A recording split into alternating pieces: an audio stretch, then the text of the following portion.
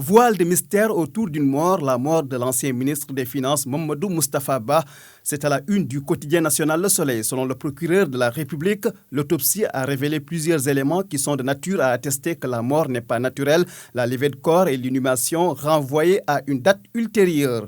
Une décision qui ne semble pas plaire à la famille et aux amis du défunt qui étaient venus massivement hier à l'hôpital militaire de Ouakam où devait se tenir la cérémonie funéraire.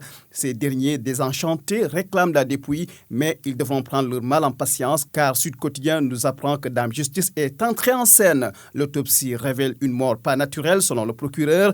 Une perquisition ordonnée, le décès de Mamadou Moustapha Ba semble encore loin de livrer tous ses secrets. Ce qui fait dire au quotidien, le procureur reporte les funérailles de l'Almami des Finances pour les besoins de l'enquête complémentaire. Walf Quotidien de dire que ça vire en affaire d'État. Maître El Hadji Diouf, avocat de la famille, déplore Mamadou Moustapha Ba ne mérite pas ce traitement. Qui l'eût cru, s'exclame Réumi Quotidien qui nous apprend que le procureur a activé la DIC, division des investigations criminelles, après l'autopsie. Et ce même procureur est saisi par le général Souleymane Kandé. D'après le quotidien, le général Kandé annonce une plainte parce qu'accusé de tentative de coup d'État. Dans les colonnes du quotidien, l'on explique une vidéo sur les réseaux sociaux va pousser le général Kandé à sortir de sa réserve.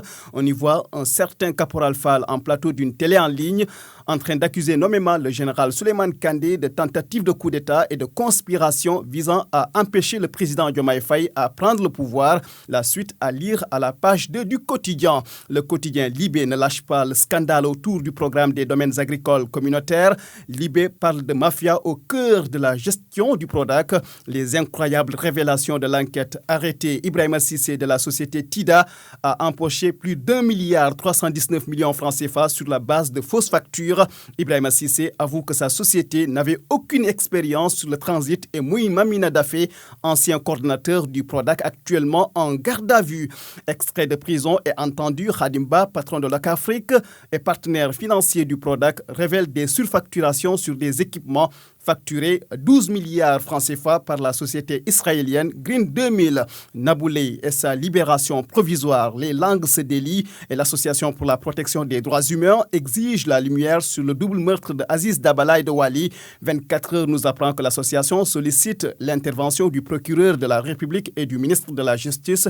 Les familles des victimes en conférence de presse hier réclament justice pour leurs enfants. Et l'As quotidien qui nous annonce le décès de Sambambalo, dit Bach du groupe Gelongal. Un des membres fondateurs du groupe a été rappelé à Dieu hier à Dakar, plongeant tout le Fouladou dans la tristesse et la consternation. Et pour finir, en sport MMA, la victoire de Rekrek sur Malikin dans toutes les parutions du jour. Rekrek est sur le toit du monde en mettant fin à l'invincibilité d'Anatoly Malikin en One Championship.